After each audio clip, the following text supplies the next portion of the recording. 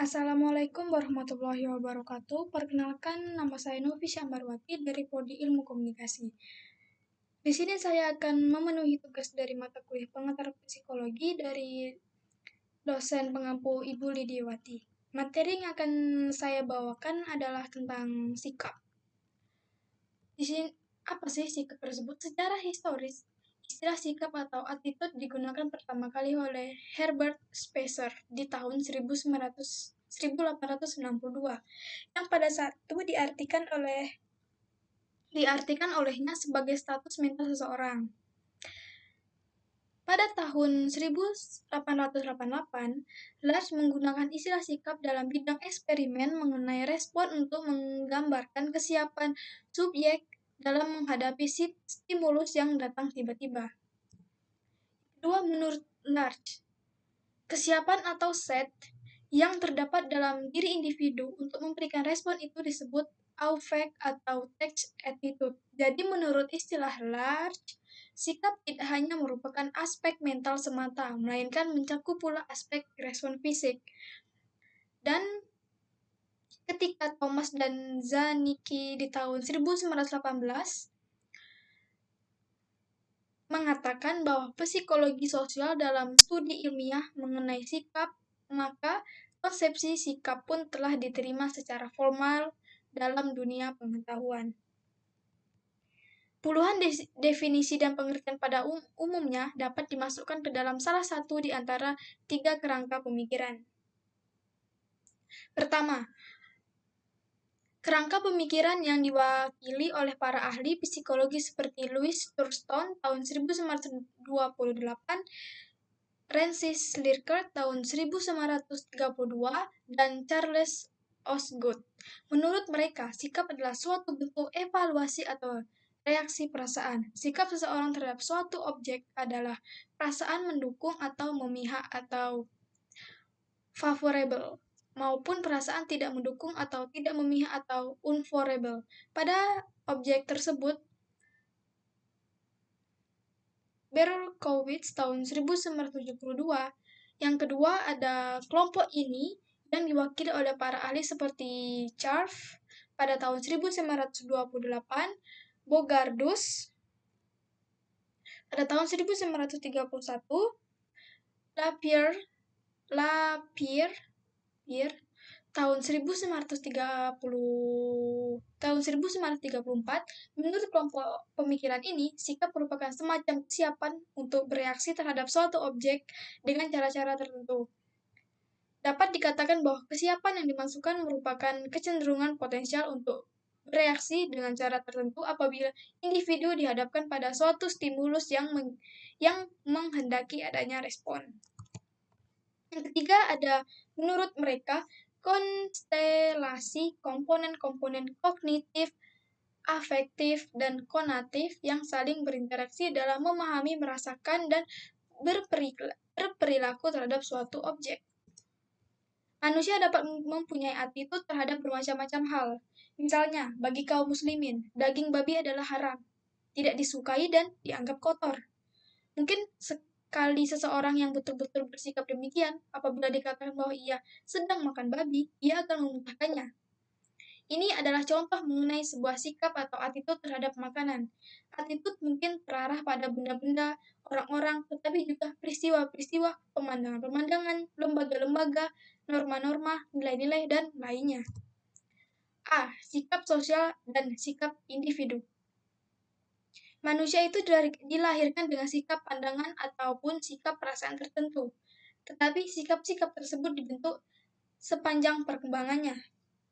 Ada attitude dapat dibedakan menjadi attitude sosial dan attitude individual. Attitude sosial pernah dirumuskan sebagai berikut.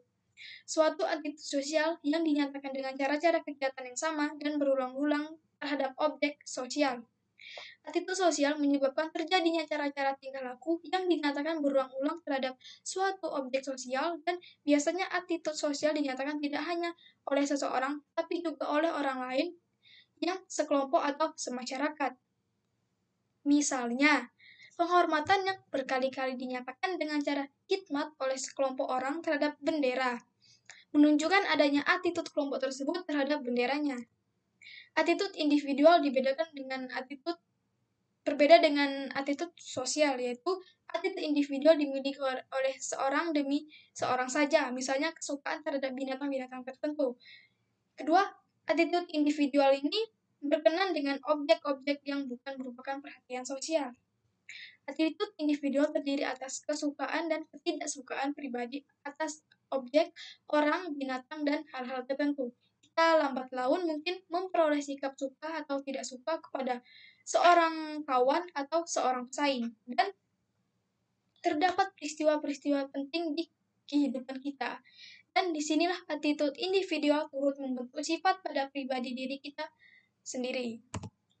Ciri-ciri sikap. Yang pertama, sikap tidak dibawa orang sejak ia dilahirkan, tetapi dibentuk atau dipelajari sepanjang perkembangan orang itu dalam hubungan dengan objeknya. Yang kedua, sifat dapat berubah-ubah. Karena itu, sikap dapat dipelajari orang atau sebaliknya. Yang ketiga, sikap tidak akan berdiri sendiri, tetapi senantiasa mengandung relasi tertentu terhadap suatu objek. Dengan kata lain, sikap terbentuk, dipelajari, atau berubah senantiasa berkaitan dengan suatu objek tertentu yang dapat dirumuskan dengan jelas. Objek dapat merupakan satu hal tertentu, tetapi objek juga merupakan kumpulan dari hal-hal tertentu. Jadi, sikap dapat berkaitan dengan satu objek saja, tetapi juga berkaitan dengan derajat objek yang serupa. Sikap mempunyai segi-segi motivasi dan segi-segi perasaan. Sifat inilah yang membedakan sikap dari kecakapan atau pengetahuan yang dimiliki orang. Sikap mempunyai segi motivasi. Berarti segi dinamis menuju ke suatu tujuan, berusaha mencapai suatu tujuan. Sikap dapat berupa suatu pengetahuan, tetapi pengetahuan yang disertai kesediaan dan kecenderungan bertindak sesuai dengan pengetahuan itu. Dalam hal ini, sikap juga berbeda dari tingkah laku. Tingkah laku itu hanya merupakan kelangsungan tingkah laku yang otomatis berlangsung dengan sendirinya dan bermaksud untuk melancarkan atau mempermudah hidup saja. Contohnya kebiasaan bersaikere atau menghormati. Setiap hari Senin ke arah kediaman Kaisar Jepang pada zaman pendudukan Jepang itu belum berarti bahwa orang-orang yang melakukannya mempunyai sikap tertentu terhadap Kaisar Jepang tersebut. Yang ketiga ada struktur sikap. Struktur sikap terdiri dari 3 komponen yang saling menunjang, yaitu komponen kognitif atau kognitif. Yang kedua ada komponen afektif atau afektif, dan ketiga ada komponen konatif. Berikut penjelasannya. Yang pertama ada komponen konektif atau kepercayaan. Komponen konektif ini berisi kepercayaan seseorang mengenai apa yang berlaku atau apa yang benar bagi objek sikap. Seringkali dalam isu yang seperti ini, apa yang dipercaya orang itu merupakan stereotip atau suatu yang telah terpolakan dalam pikiran. Apabila telah terpolakan dalam pikiran bahwa pelacuran kehidupan suatu negeri tidak baik, lepas daripada maksud dan tujuan diadakannya lokalisasi. Tentu saja kepercayaan sebagian komponen kognitif tidak selalu akurat. Kadang-kadang kepercayaan itu terbentuk justru dikarenakan kurang atau tidaknya informasi yang benar mengenai objek yang dihadapi.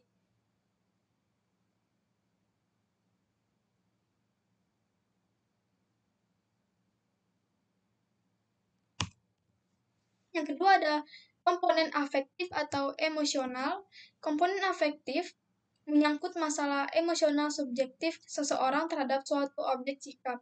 Secara umum, komponen ini disamakan dengan perasaan yang dimiliki terhadap sesuatu. Namun, pengertian perasaan pribadi seringkali sangat berbeda perwujudannya bila dikaitkan dengan sikap. Yang ketiga ada komponen konatif atau perilaku. Komponen perilaku atau konatif dalam struktur sikap menunjukkan bagaimana perilaku atau kecenderungan berperilaku yang ada dalam diri seseorang berkaitan dengan objek sikap yang dihadapinya. Kaitan ini didasari oleh asumsi bahwa kepercayaan dan perasaan banyak mempengaruhi perilaku. Selanjutnya adalah pembentukan sikap dan pengubahan sikap. Berikut beberapa faktor yang mempengaruhi pembentukan sikap adalah pengalaman pribadi, kebudayaan orang lain yang dianggap penting, media massa, institusi atau lembaga pendidikan, dan lembaga agama. Serta faktor emosi dalam diri individu akan saya jelaskan. Yang pertama ada pengalaman pribadi. Apa yang telah dan sedang kita alami akan ikut membentuk dan mempengaruhi penghayatan kita terhadap stimulus sosial. Secara umum, pembentukan dan pengubahan sikap dapat terjadi melalui 4 cara. Yang pertama, adaptasi. Yang kedua, diferensial. Yang kedua ada diferensiasi. Yang ketiga ada integrasi. Yang keempat ada trauma. Sedangkan faktor-faktor yang mempengaruhi terbentuknya sikap, yang pertama ada faktor intern, atau adalah faktor yang terdapat pada diri orang yang bersangkutan. Yang kedua ada faktor ekstern, yaitu berasal dari luar diri orang yang bersangkutan. Faktor ekstern ini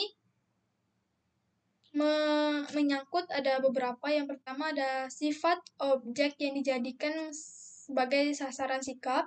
Yang kedua ada kewibawaan orang yang mengemukakan suatu sikap. Yang ketiga ada sikap orang-orang atau kelompok yang mendukung sikap. Yang keempat ada media komunikasi yang digunakan dalam menyampaikan sikap. Yang kelima, situasi pada saat sikap itu dibentuk. Pembentukan dan perubahan sikap. Pembentukan sikap tidak terjadi dengan sendirinya, akan tetapi pembentukannya senantiasa berlangsung dalam interaksi manusia dan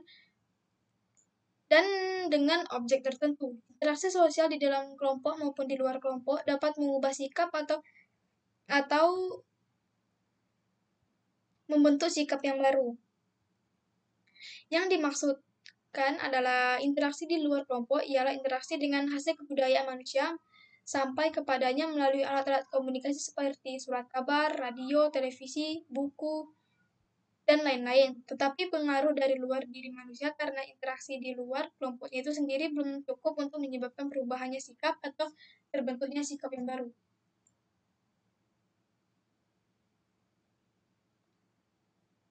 Faktor-faktor lain yang turut memegang perannya ialah faktor-faktor intern di dalam diri manusia itu, yakni selektivitasnya sendiri, daya pilihnya sendiri atau minat perhatiannya untuk menerima dan mengolah pengaruh-pengaruh yang datang dari luar dirinya.